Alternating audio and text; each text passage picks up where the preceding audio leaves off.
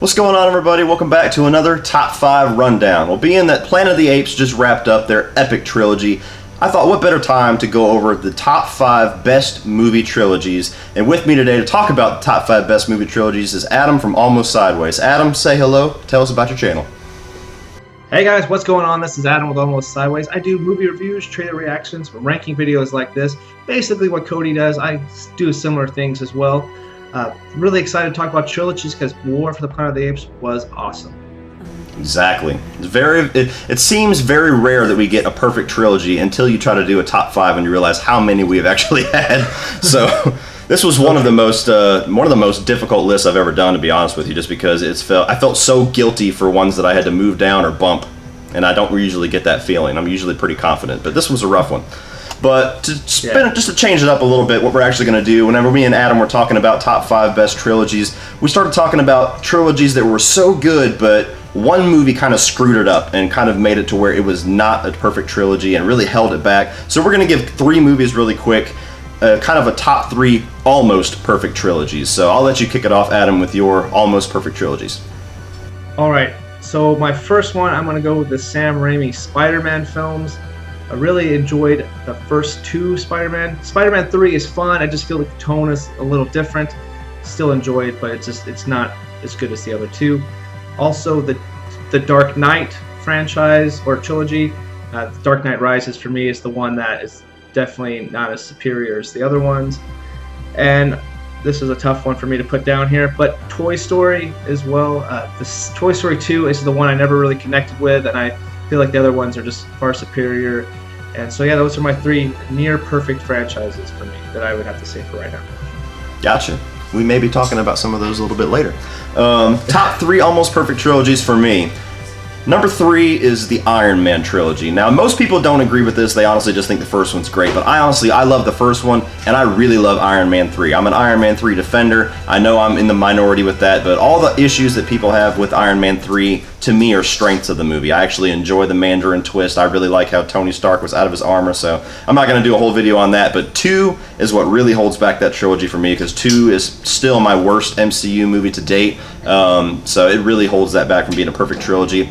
My number 2 on my almost perfect trilogies is the original X-Men trilogy, because X-Men is one of those great superhero movies in the early 2000s that really kicked off what we now know as superhero movies. X-Men 2, X-Men United, up until Logan was my favorite X-Men movie of all time, and in my top 5 favorite comic book movies of all time. I love that one, but God, X-Men The Last Stand took a gigantic shit on that trilogy. That movie is god-awful. I'm glad that Days of Future Past retconned that entire thing, so that one is heartbreaking, because those first 2 are amazing. And my number 1 is one that most people actually won't agree with, but it's a movie or a trilogy that I've actually commentated on a few times to a little bit of controversy.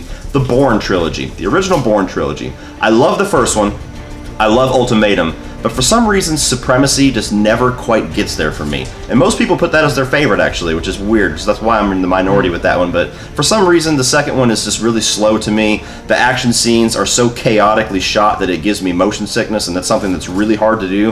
And for some reason, I don't get that from Ultimatum, even though it's the same director, Greengrass. But the second one just never quite reaches the ferocity of the first one and the third one to me. So that's always kind of held that trilogy back for me. And I know I'm already getting screamed at in the comment section. I'm in the minority, I know.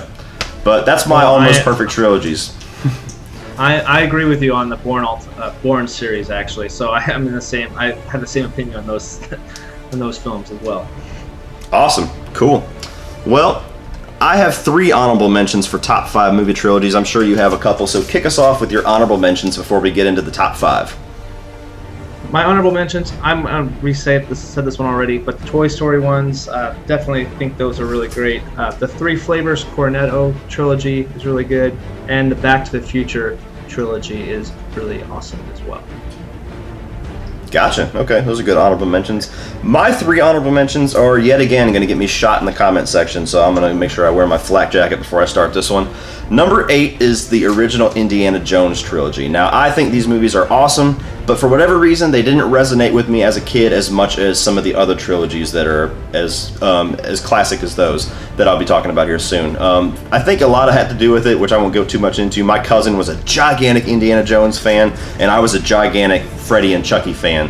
So I think the fact that he hated those movies, I felt like as a kid I kind of grew some resentment towards Indiana Jones just to be a dickheaded, adolescent. But anyway, they're awesome movies. I think that they're classics. I rewatch them a lot. I've introduced my kids to them. They love them. I've seen a couple of them in theaters and some flashback cinemas, but it's a great movie trilogy. I just like the ones a little bit better.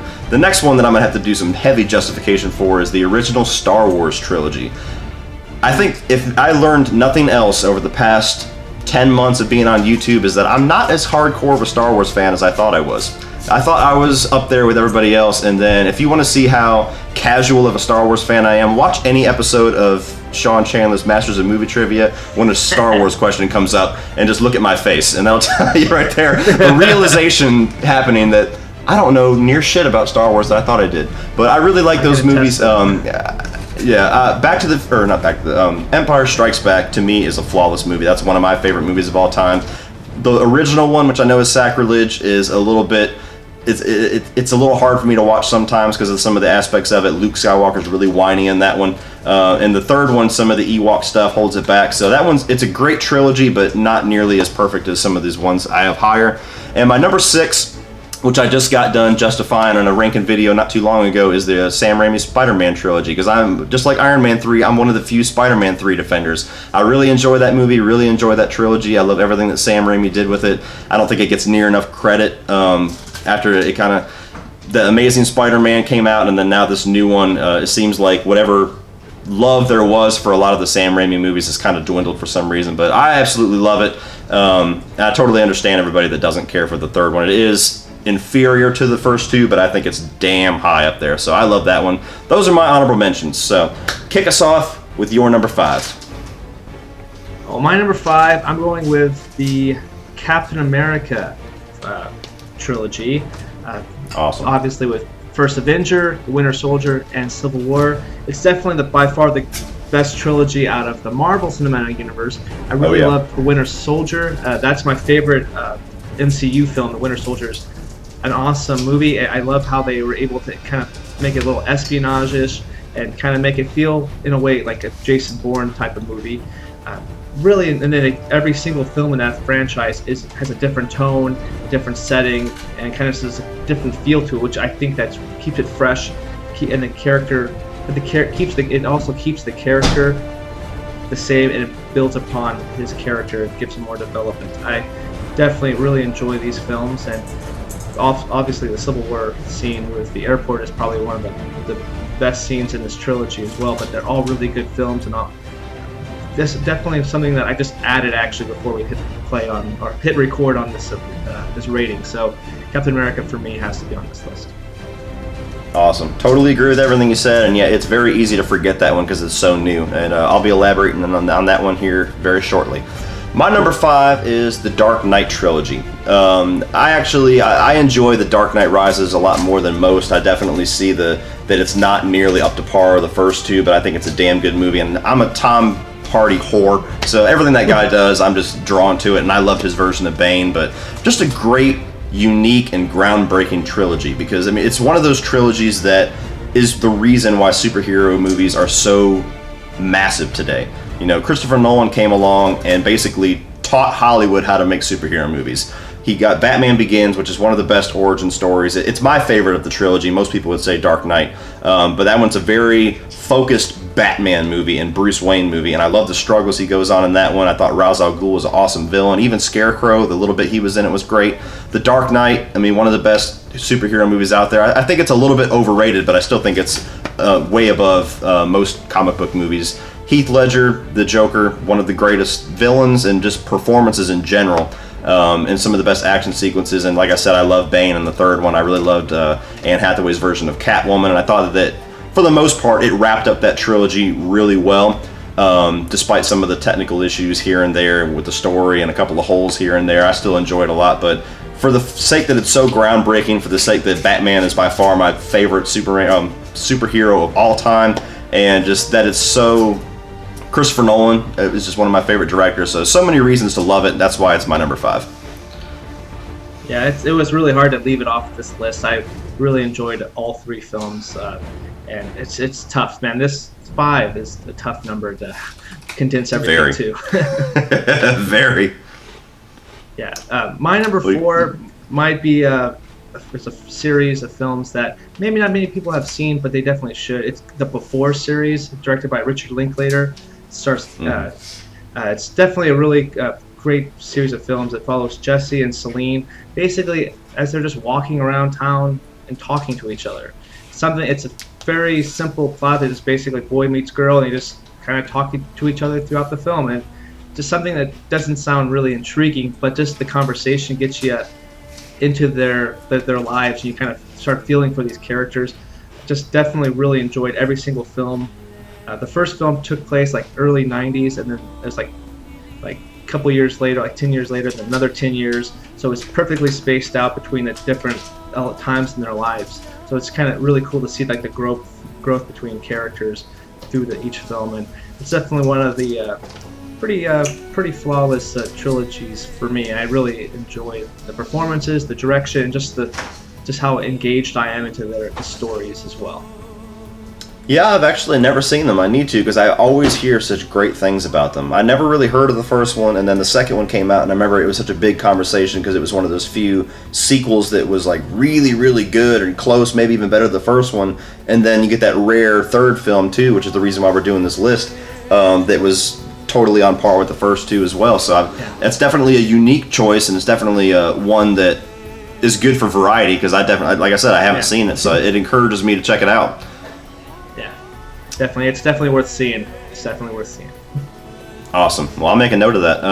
Number 4 for me was the Toy Story Trilogy. Now, the reason why this is so it's such a huge part of my life is because I kind of grew up with the Toy Story movies. You know, I was a kid when the first one came out. I was an older kid when the second one came out. I was in my, either early 20s or late teens when the third one came out. So it's like I grew up alongside Andy, which makes it for a really unique experience for somebody to go through that.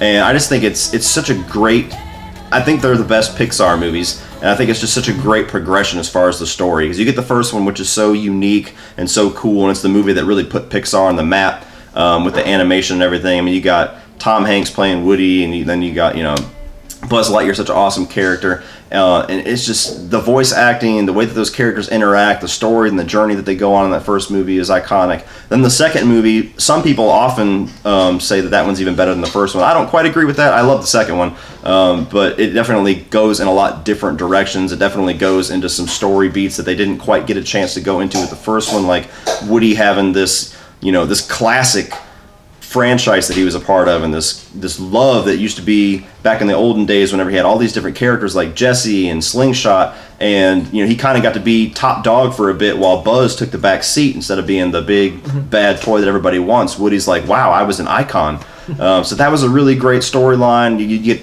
Emperor Zurg in that one, and then the third one, even though it goes to some really dark and like scary places, like shockingly dark for a Pixar movie. That movie is so damn emotional. Like, it's, even as an adult, it's hard to watch that movie, especially the first time you see it and go on that journey. It is damn near impossible to watch that third one without choking up or tearing up. Just like, especially the scene whenever Andy is giving away his toys, like scenes like that, or the scene whenever they think they're gonna die in that incinerator. Just some crazy things happen in that third movie, but it's just such a deep and rich trilogy for an animated movie. So I had to throw it on there. I had to show some love for it. It's a big part of my life. Yeah, I'm kind of ashamed of myself for taking it off. This is the film. This was my number 5 until we pushed record. But Toy Story, definitely grew up watching these films growing up. Loved every single movie, and they get, every film tells a different kind of aspect, different type of story, and really relatable. I tear up every single time Andy gives away his toys. When they're heading down, they all feel like they're going to basically die together, so they all grab each other's hands. That's a very emotional scene. It's just a perfect trilogy for me. It's great. And Toy Story 3 is probably the reason why I haven't given up my Star Wars figures yet. So I'm probably, but it's definitely a great trilogy to put on your list for sure. Awesome. take us to number 3. Oh, yeah, number 3, I have the newest Planet of the Apes trilogy. This is when Rise of the Planet of the Apes was announced, I was like, okay, we don't need another Planet of the Apes film. We just saw that 2001 or that Mark Wahlberg one, and you know, we don't need another one. You know, I didn't like that one necessarily when it came out. Do we need another one, especially starring James Franco? And it was awesome. Andy Serkis was cast as Caesar, and just to see like the effects, but it wasn't just based off the effects of these movies. It's really deep storytelling too. It's definitely a masterful way how they were depicting these movies. Everyone gets better and better. I thought about which one I like the best in the trilogy. I think I'm kind of leaning towards 4, but I want to watch another time. But every one of these films is really good, and they're near perfect films as well. Just the development between Caesar and his relationship with the apes. Andy Serkis is an amazing actor. He doesn't get nearly as enough credit, and Beast is basically his masterpiece of acting. This is like what put him on the map, and everybody knows who Andy Serkis is. Well, I guess Lord of the Rings would be the other one that people know him from, but you know, these are just great films. From you can just watch all 3 of them, and they all perfect intertwined movies that are just perfect too. So I hear you. I agree with everything you said. I'll elaborate on that one shortly. My number 3 is actually the Captain America franchise. And I was torn on putting The Dark Knight in here because I knew Captain America is my favorite superhero trilogy. And I was like, I don't know if I want to put 2 trilogies in here for superhero films, but I did. But Captain America is damn near a flawless trilogy to me. I really enjoy the first one, the first Avenger. I love the war setting and kind of the Captain America as a character. I just really resonate with. I love everything that he stands for, everything that he believes in. He's my favorite MCU superhero and character by far. And he's probably number 2 or number 3 as far as favorite superheroes of all time because of these movies. So the first one, really enjoyed that. The second one, The Winter Soldier, is my favorite comic book movie of all time. Until Logan overtakes it, if it actually overtakes it, that's my favorite one. I love the way that they built on everything about the first Avenger. They made it more of a 70s spy thriller. I think it has the second best villain in the MCU and Robert Redford's character. The action sequences in that movie are some of the best action sequences you're going to see in any movie, not just a comic book movie, any movie. Especially the elevator scene. I always talk about that one when I talk about Winter Soldier. That's one of my favorite scenes of any movie ever. I love the sidekick character of Black Widow. She was really well used in the movie without feeling like they just had to tag along another MCU character because of they have so many to use. She fit with him really well. Everything about that movie is just flawless to me. I could rewatch it a million times and never get tired of it. Civil War, an awesome sequel. It didn't quite get to the greatness of Winter Soldier for me, and I assume you agree since Winter Soldier is your number 1. But Civil War was a great build-up because, again, it just expanded everything that they set up in Winter Soldier. You get Bucky Barnes is on the run. He's kind of like this, one of the most wanted people in the country. You get Iron Man in the movie. You get so many great story elements, so many grand story elements, so many characters, but it stays definitively a Captain America movie. It doesn't feel like an Avengers 2.5, 100%. It doesn't feel like it's Tony Stark and Captain America Civil War. It definitely feels like a Captain America movie, and it feels like a sequel to The Winter Soldier. Again, some of the best action sequences you're going to see, like the chase with Black Panther on the runway is one of my favorites. Of course, the airport scene, the fight at the very end between Iron Man and Captain America when they're like damn near trying to kill each other, just really visceral. The only thing that holds that movie back for me, honestly, which most people would say the villain, I actually like the villain. The only thing that holds it back for me is that I feel like the MCU formula gets in the way a little bit because it's a storyline when somebody should have died. We should have got at least 1 or 2 characters that died, which sounds like a weird criticism that you want somebody to die, but it happens in the comics. Captain America actually dies in the comics along with other people, but the movie just feels like it kind of cheapens the effect and the gravity of the situation and the stakes by making it a happy ending where it's kind of a big, nice bow on it. Rhodey gets space legs. He's not actually dead. Stuff like that. But it's a perfect trilogy to me. Just very, very small, nitpicky flaws with a couple of them. But I think it's an awesome trilogy, awesome franchise. Definitely the best of the MCU, like you already said. And like I said, it's home for my favorite comic book movie of all time. So it's got to be on my list somewhere. Yeah, exactly. I definitely feel like somebody should have died at the end of Civil War, but that's just a little nitpick that I have as well. It's a really good choice. My number 2 is the original Star Wars trilogy. I grew up watching these films. I had the VHS tapes, and oh my daughter's coming out. All right, so my number 2 actually is the Star Wars original trilogy. I grew up watching these films back when I was a kid. I remember getting the VHS collection when I turned 5, so I immediately put it in, and I started collecting the figures. And it was a big part of my childhood. I remember reenacting the films growing up and falling in love with the characters and getting to memorizing the lines and just picking those films apart, and each one got better and better. Empire Strikes Back is a flawless film. It's in my top 5 films of all time. Just everything about that one, it made it a darker tone, but it also felt really Star Wars-ish, and it was a good follow-up to A New Hope. Darth Vader is a very complex but like menacing character I really enjoy. And then Return of the Jedi basically wasn't as dark. It was more fun and really good action set pieces as well. Really liked the Emperor coming in, kind of tempting Luke to come turn to the dark side, so you didn't know where he was going, where his mind was. But just everything about the progression of Luke Skywalker's character, from, like you said, he was a whiny boy living in, on Tatooine, and then he moves up into the Rebel Alliance, and he starts learning the Jedi, and then he finally becomes a Jedi Knight or Jedi Master, and he defeats the Emperor and basically defeats the Empire. It's definitely a really cool story that I really fell in love with growing up. And like I said, I still have my figures. They're out in the garage. I probably won't get rid of them. I'm hoping for a boy one day, so I can actually pass those on to him, so get him loving Star Wars. So yeah, I definitely love them a lot. I prefer the non-edited films. I think those are better. I don't like some of the changes. That's the only bad thing. I don't like how they re-edited and changed some stuff on every single release they did of the film. A big negative for me on those. But as the original films go, I think that it's a really damn near perfect franchise from start to finish. Definitely a real nostalgic pick for me, and I enjoy it a lot. It's tough not to put it at number 1, but number 2 I think is really high up, and it's a really good spot for me to put it. So. Awesome. Yeah, I echo a lot of what you said for Star Wars. Honestly, the first 3 movies are classics to me. It is one of the best trilogies of all time. It was very hard to push it off this list. It was one of those lists I was making. I was like, damn, this should be a top 10 show, not a top 5 show. But that's my thing, top 5 rundown. So somebody's got to make the cut. Unfortunately, the original trilogy didn't quite make it up there for me. But I totally echo everything you said. I grew up with it.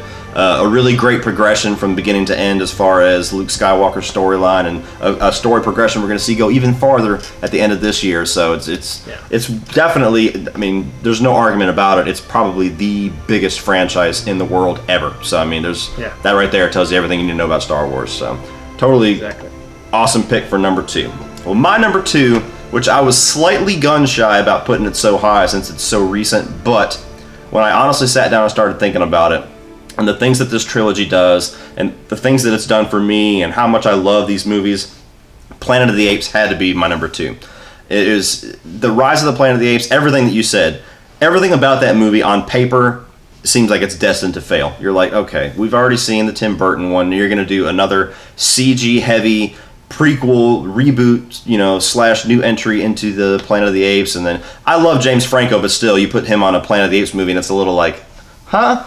But you see Rise of the Planet of the Apes, and I was surprised as hell at how awesome that movie was. I mean, it was to the point where it was so good, I'm like, there's no way that the sequel is going to be anywhere near as good as Rise. And to me, my favorite of the trilogy, Dawn, is leaps and bounds better than Rise, which sounds like a crazy statement to make, but it is. Everything that they did great about Rise, they did perfectly in Dawn. I loved the way that they advanced the character of Caesar, who honestly is probably the best, if not, he's like a damn close second, the best character that we've gotten in movies in like 10 or 15 years. Totally. The depth of that character, what Andy Serkis is able to do with just his eyes. I mean, there's so much more to his performance, but just his eyes does so much.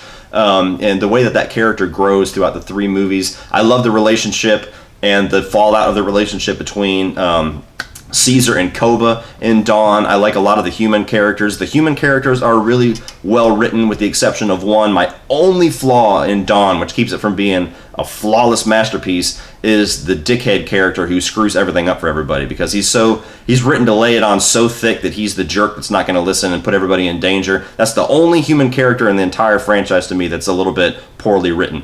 But everybody else is awesome. Like, you should have had a really mustache-twirling villain in Gary Oldman's character, but you totally understand everywhere that he's coming from. And that carried over into Woody Harrelson. Woody Harrelson's a little bit more evil and a little darker, but again, when you get to know this guy's ideology about being one of the last remaining humans that's, again, still dying off, and you realize that the human race is going to be dead and the apes are going to inherit the earth, you understand some of his methods and some of his reasoning, which makes for some of the best villains. It's a villain that you understand, and a villain where they don't necessarily think they're a villain, and they have reasons why to justify that, and you can totally buy into that. But again, War just took it to another level. It didn't quite reach the flawlessness of Dawn, but it was damn close for me. But I really enjoy the hell out of War. I think that was a phenomenal way to wrap up the franchise. I mean, it was... Dawn and Rise were so good, it was almost like I was holding my breath the entire time watching War, like, please don't screw this up, please don't screw this up. And it didn't. It did everything like the way that it should have been, and even better than I could have imagined it was. Even the side characters like Maurice and Rocket are these great characters. And then you get the new character of Bad Ape in War, and again, some of the human characters, like a character that says absolutely nothing the entire movie, Nova, was a great character in this one, and a great way to tie in a lot of the lore of the original 1968 film. So it's mind-blowing to me how good those movies are, because back when Rise came out, if you had told me this is going to start one of the greatest movie trilogies of all time and it's going to be your number 2 of all time, I probably would have smacked you and walked away. But it's honestly that good. It's so damn good that even though I want to see further stories, selfishly, part of me, if this is the last Planet of the Apes movie we ever get forever, at least in my lifetime, I'm totally cool with it, because they did everything perfectly. So I had to put it up that high. I think so highly of those movies. Planet of the Apes, that's my number 2. Great choice, and great choice. I definitely love them films. They got better and better for me. Kobo is one probably really great kind of like balance between like Caesar and kind of a good little confrontation between them. It was a great finale in Dawn. And Woody Harrelson, I think for War, I wanted him to have a little more depth, and I wanted to get to know that character a little more. I thought he was going to be on the screen a little more so we can get a little more of where he's coming from, because I actually was really compelled to see more of his ideology in the film. But they are pretty flawless films, and it's great. Like having that movie franchise just wrap up this last weekend, and it's at number 2 and 3 for both our list. That tells you it has really good quality in the filmmaking and just all the way around as a franchise. Exactly, and I'm somebody who's very gun shy about letting my hype and excitement get a hold of me. Like I'm not one of those people where something comes out and I'm like, it's the new best of all time. But there's no way I can justify not putting it that high. It's so damn good, like you said. So, yeah. All right, my man. I'm anxiously waiting to hear what your number 1 is. Number 1 for me, I might have alluded to it previously when I talked about Andy Serkis, but that is the Lord of the Rings franchise, the original Middle Earth films. Just really enjoyed these films growing up. They came out when I was in high school, and I read the books. I watched the films several times, and then I read the books afterward, and then I rewatched them again, and I just really enjoyed the main story, the characters with Frodo and getting the ring to Mordor and destroying it. It's a really good fantasy epic film that I find it's super beautiful filmmaking, and I just really enjoy every single thing about it. There's not really any big thing, a nitpick that I have about it. I think it's all pretty much practical effects. It's good characters that I enjoy, and if you're not a big into fantasy epics or anything like that, you'll probably not like it as much. But for me, I grew up on fantasy epic films, and I was really attached to them. And even if you read the books, I can see little Easter eggs from the films that were in the books. So it made that experience even better for me. And there's really long films too, so even the extended cuts make the films even better, and they don't feel like they're 4 hours long, especially when you're engaged in the storytelling. like we were talking about Andy Serkis before. Gollum, he gives a really great performance in Gollum, a really tortured character, and you can see where he's definitely feeling like his demons from the past. He's wanting the ring as well, and just really good, compelling stuff for me. And I have to put it at number 1 just because it's a very, it's definitely the longest film trilogy on this list, but it's definitely for me the best. Gotcha. Lord of the Rings would be my number 1 if we were doing top 5 trilogies that I have no good reason that I have never finished.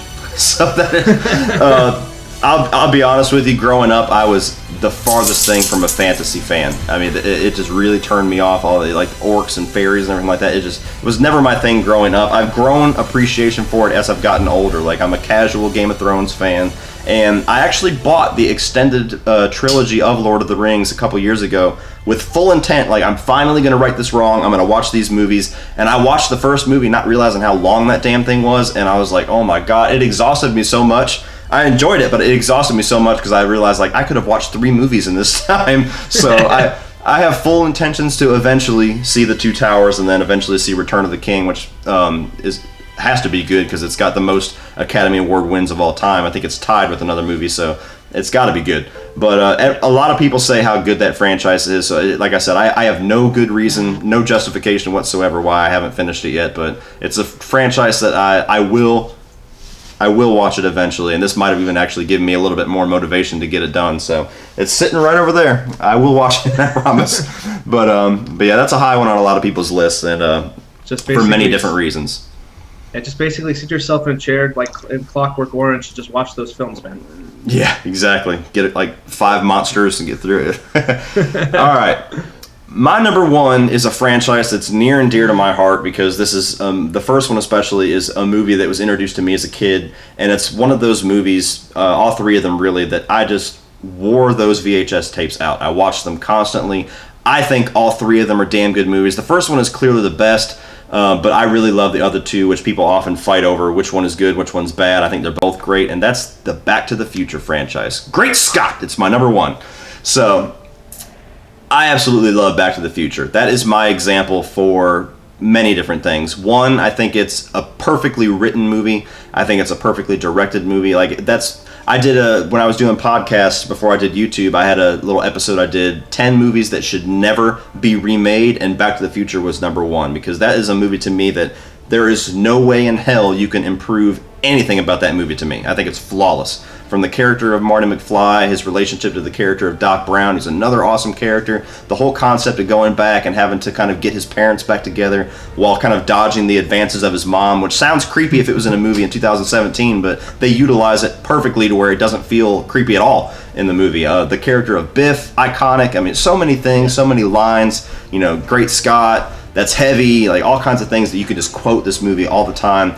The second one, a really good build off the end of the first one. The only flaw with the second one to me is that it retreads the final act of the first movie in its final act, so it feels a little bit redundant, but I still enjoy it. I love the imagination in that, and it's crazy how many things in their version of 2015 actually came true by or on 2015. Like the Cubs winning the series and all that kind of stuff. Still waiting on flying cars, but other than that, it was pretty damn accurate. That and Jaws 24 or whatever it was. I guess that it should have been Saw 24. But anyway, the third movie, a Western, and another thing about the trilogy I love so much is each movie feels like its own thing. You got its own, it's 1950s throwback time travel movie. You got the futuristic time travel movie, and then you got the Old West movie. And I probably like the third one slightly better than the second one. They say that everybody on the Earth is divided into 2 teams, people who prefer Back to the Future 2, people who prefer Back to the Future 3. I'm on Team 2. But I love how the villains kind of carry over into each of the installments. Like we get Biff, then we get the rich older Biff, and then we get the Mad Dog Tannen. I think that the storyline with Doc Brown finding the love of his life in that one, how they wrapped up the whole trilogy with Doc Brown coming back at the very end after they destroyed the time machine. Just so many things about this trilogy that I think is just unprecedented with how great they wrapped it up. And it's very unfortunate that Michael J. Fox kind of befell on the disease that he has and struggles with that, and he had to kind of quit acting because there was traction going about a Back to the Future 4, and I would have been the first person in line months ahead to see that movie, to see what they were going to bring to it. But as it stands, as the Back to the Future trilogy, I think it's a damn near flawless trilogy. It's my favorite trilogy of all time, obviously, since it's my number one, and just some of the greatest movies that I've ever seen, and a huge part of my childhood, huge part of who I am, huge part of why I'm a movie fan. Yeah, Back to the Future, that's the one I used to watch quite a bit. That's the only VHS I had growing up, so I watched that over and over, and I think that's one of the few examples where it truly is a perfect film. If you change one thing about it, you just ruin it, and it's very iconic. I love that film. Yeah, definitely. That's tough. I want to put this one on there too because they are really dang good films, and it's a great choice for number one. Great choice. Awesome. Well, that does it for our top 5 movie trilogies of all time, as well as our top 3 almost perfect trilogies of all time. What is your guys' list for your top 5 and your top 3? Put those down below. Also, go over to Adam's channel, give him a like and a subscribe for a lot of his content. He's got a lot of great stuff. Adam, remind us one more time where we can find that channel. Well, you guys can just type in on YouTube Almost Sideways. I'll be the first one to pop up. I do, like I said, rankings, reviews. I did a top 5 remakes, and I said in that video, do not remake Back to the Future, actually. Also on Twitter, you can follow me there at Adam Sideways. Thank you guys so much for having me. I appreciate it, Cody. Awesome. Yeah, thanks for coming on, man. And keep an eye out because we actually, right before filming this one, we filmed a ranking of the Child's Play films, which is going to be on Adam's channel. So keep an eye out for that, especially all my horror fan viewers. You guys know I love Chucky. So keep an eye out for that. Check out Adam's channel. Check out the rest of this top 5 rundown. I got a playlist button around here somewhere I'll put up. And if you want to check out some more of our videos, like and subscribe, my Patreon page, all my social media links down here. You can click right here to check out all of that.